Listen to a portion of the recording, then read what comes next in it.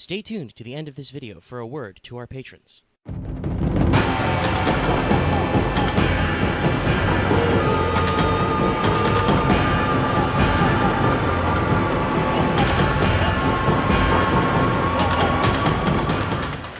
Hello everyone and welcome back to Let's Take FGO Wanted, the show where we let you know if you want to roll that 5-star.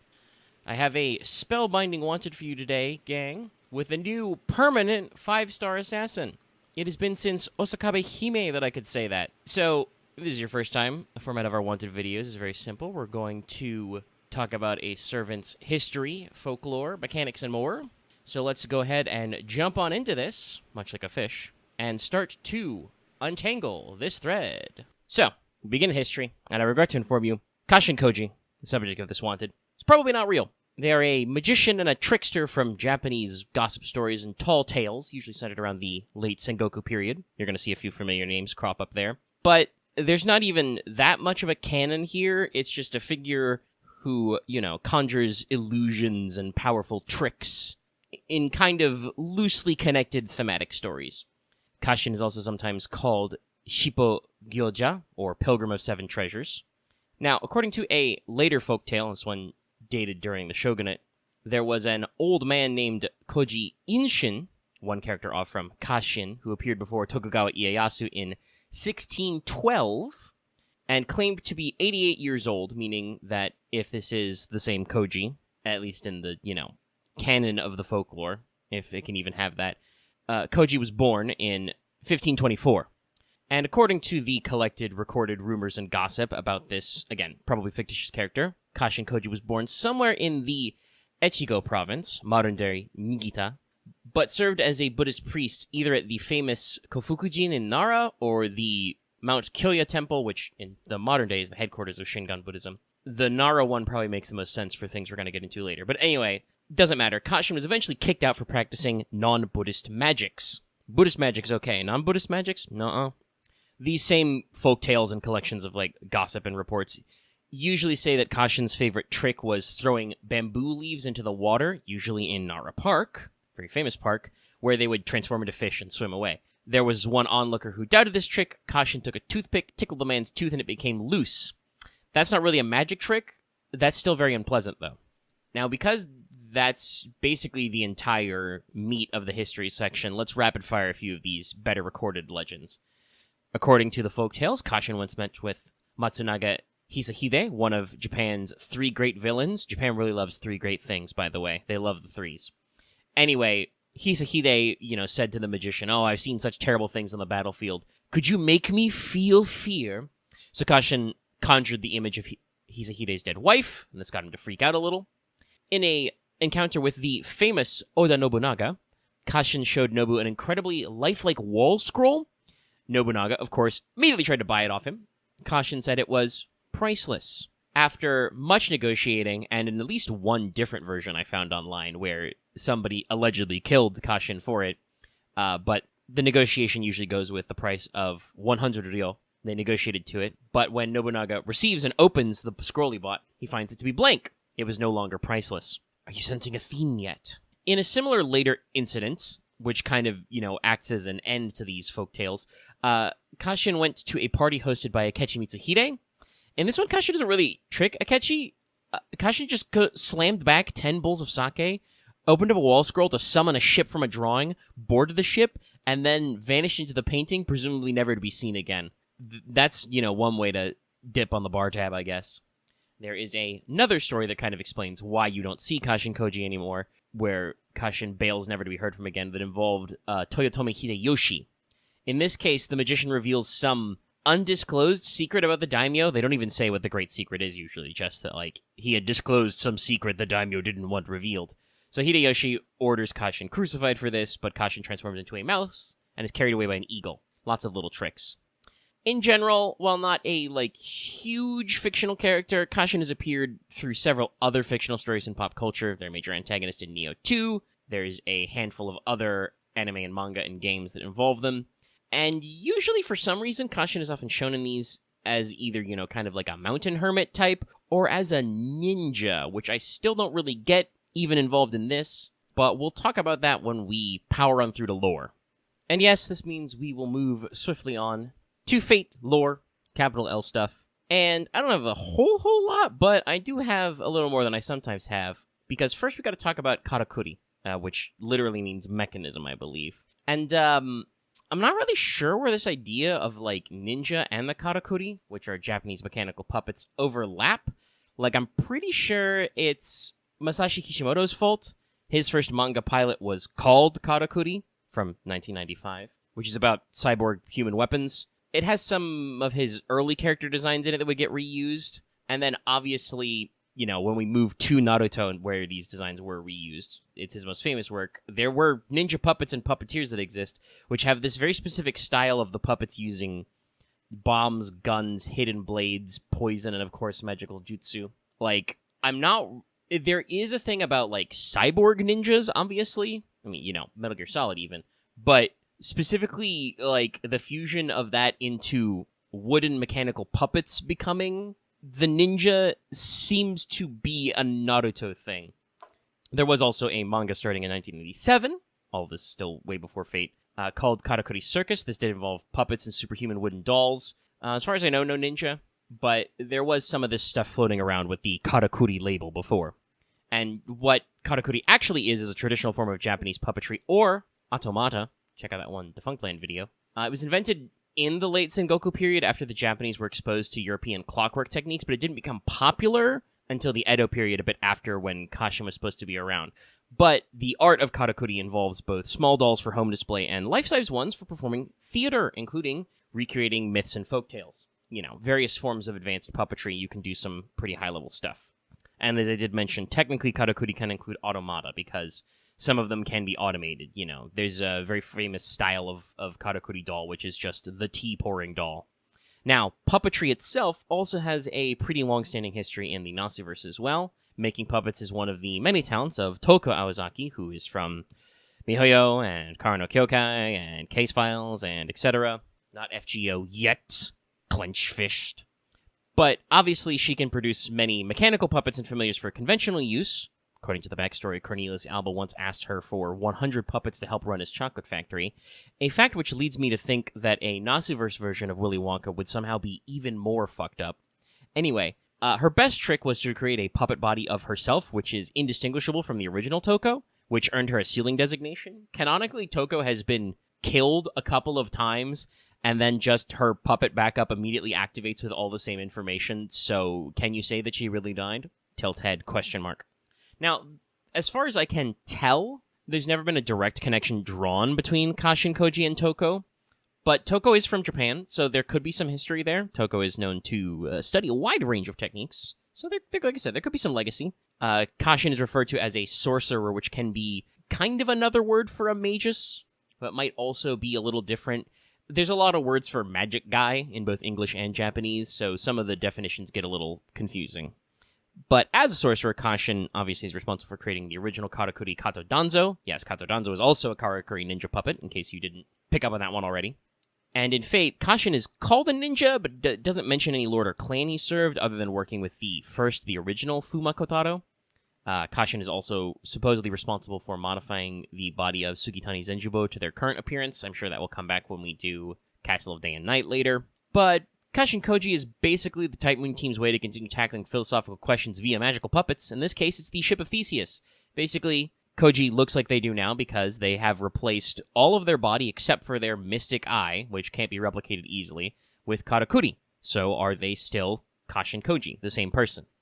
And yes, Kashin has a mystic eye. It's likely enchantment or compulsion. It's a kind of binding eye. This is another Toko parallel. Like I said, I don't think they've gone so far as to ever say that like Toko learned any techniques from Koji, but like the game does go out of its way to parallel. There's even one more funny one like way at the end of this video I'll remind you about. Anyway, the current Kashin is a female body based off of a combination of a Jorogumo Ryokai, hence the spider theme, and the wife of a Sengoku era general who died young. They say this a couple of times. I didn't find any specific call-out, so I don't necessarily know what we're going for there. Maybe it'll be explicitly mentioned in the video, or maybe they'll continue to just make allusions. We do know, based on information, that the body they had when they built Kato Danzo was masculine, but their original gender isn't remembered. In mechanical terms, the game even marks them as an unknown type servant. And if you want to know more, you'll have to play the event, Ilya's Karakuri Castle, out now as of the time I've recorded this. It wasn't out when I wrote the script. Now on to mechanics. Mechanically, as a playable unit in this video game we play, Kashin is a brand new assassin. They are 5 stars, SSR rank, and Permanente. She's on the, technically I should say they, but it's gonna get hard to get with the pronouns. Kashin doesn't really seem too fussed about it. Anyway, generally, Koji is along the higher attack, lower HP scale, but not to either extreme. Not, limits of either zone. They are, QQ Ab. That's 2 quicks, 2 arts, 2 busters. 2 busters? I'll leave that flub in. It's 1 buster. Mathematically, you can't... I don't know why you're listening to me. The video's on screen. Anyway, solid hit counts, perfectly middle of the road NP gain. It's literally 0.5. NP is AoE quick. This has a low chance for instant death, and its overcharge effects are to inflict enemies with bind, a stun, but different. This is first and is a chance based on your current overcharge level. It maxes at 100% if you go all the way to overcharge 5. And also, based on overcharge level, deals damage to enemies who are bound, who are inflicted with the bind status effect. Or technically, the verb tense is still bound. Whatever. Don't you be getting me on grammar. First skill's pretty good. Gives the party 1 hit, 3 turns of invuln, a self 20 to 30% battery, and also 10 to 20 stars. Too bad the cooldown's a little long, but still, very useful skill. Second skill is a pretty normal self-steroid that's 20 to 30% quick up and 10 to 20% attack up for 3 turns, and also a buff for 3 turns when you hit with a quick card to gain 5 to 10% NP, which is pretty crazy. I've already said, you've got good hit counts and middle-of-the-road NP gain. This is just free 10% NP when you use one of your quick cards. Nuts. This also, it's always a little hard to tell on the wiki when this works, so, you're going to have to do your own testing. But at least grammatically, I think this should still apply to your NP card as well, because it doesn't say when performing basic attacks, but sometimes I feel like the wiki implies that without actually saying it. Anyway, do some testing on your own. 10% refund on NP is not crazy, but it may all, weave together. Third skill is a Mystic Eye. It's a 50 to 100% bind chance for 1 single enemy for 1 turn. 1 turn stun. And also is 1 turn of a huge star weight buff on self and a 50 to 100% crit up, the usual for 1 turn crit ups. So, very punishing crit turn, and the opponent has a pretty decent chance of getting stunned, but not getting stunned, because stun is specific. Anyway, passives are Presence Concealment A for good star gen, a unique mechanical construction, so it's a unique form of the construction, so that's improving debuff success and quick a little bit, and a mental modification EX, which gives a little bit of debuff resist and some crit damage. Those are both around 6%. And as befitting a new permanent unit, Kashin is pretty straightforward. They're a quick assassin who is a sweeper. AoE assassins in general are kind of rarefied, and literally all of them until now have been limited. There have been no 5-star non-limited AoEs. So, obviously, no matter what, there's room for this niche.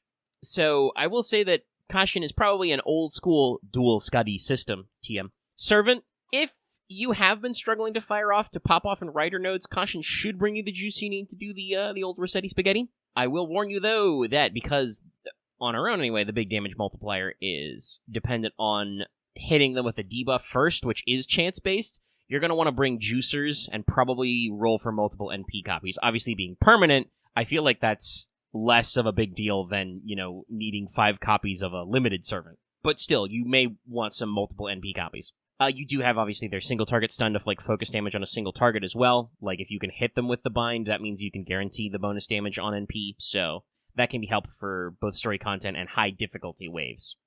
Team comp-wise, obviously, we got an 8-hit quick NP and the ability to regenerate NP on normal quick cards. I feel like Kashin is a shoo-in for running 2 to 3 Scotties, including the Summer Scotty, to generate NP, generate excess damage, and Scotty can help with stuff like defense down, can amplify your damage in additional ways. That's good.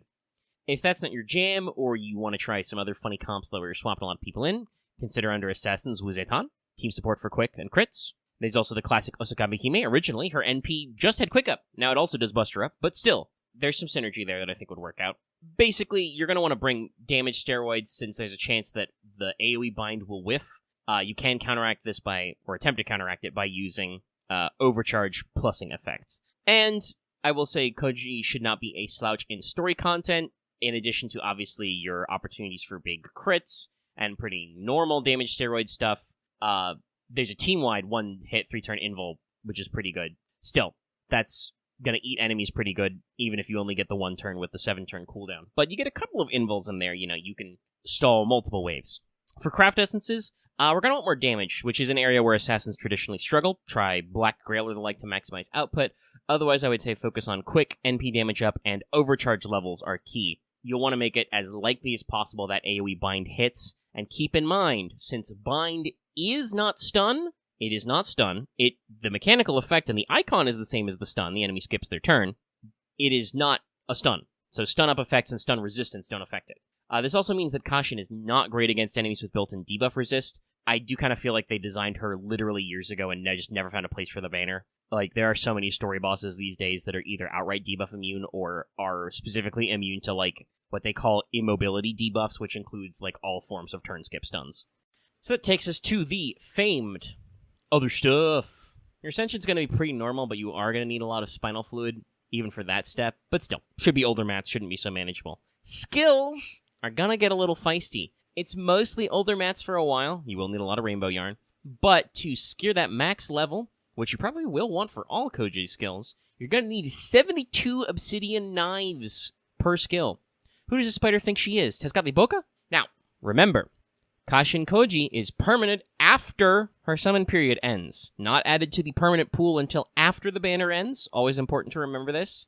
This does mean that generally no GSSR appearance. Usually they restrict that to limiteds. Like, obviously, in earlier years when there weren't as many 5-stars, it included everybody, but these days it's usually focused only on limited units. Though, Destiny Bonds may allow you to pick a permanent as well.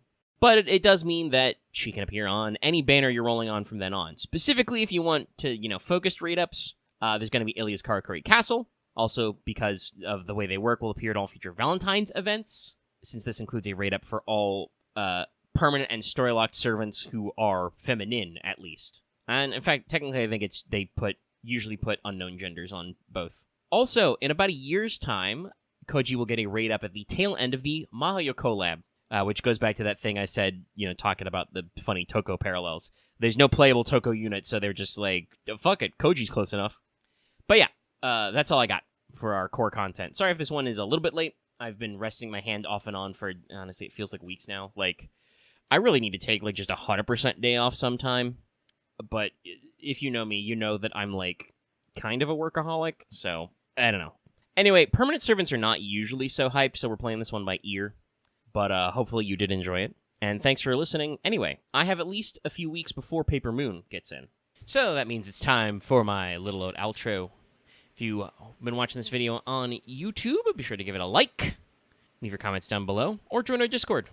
We got a roll thread there. There are Discord links around. Consider subscribing for future videos, including our regular podcast, Let's Talk FGO, about FGO and other stuff every week. And, of course, ring the bell for notifications so you always know we're posting a new video, because I tend to post wanteds unhingedly. So, yeah. Of course, you can all join our channel memberships and support us on Patreon, like some fine folks I'm going to mention after the musical outro.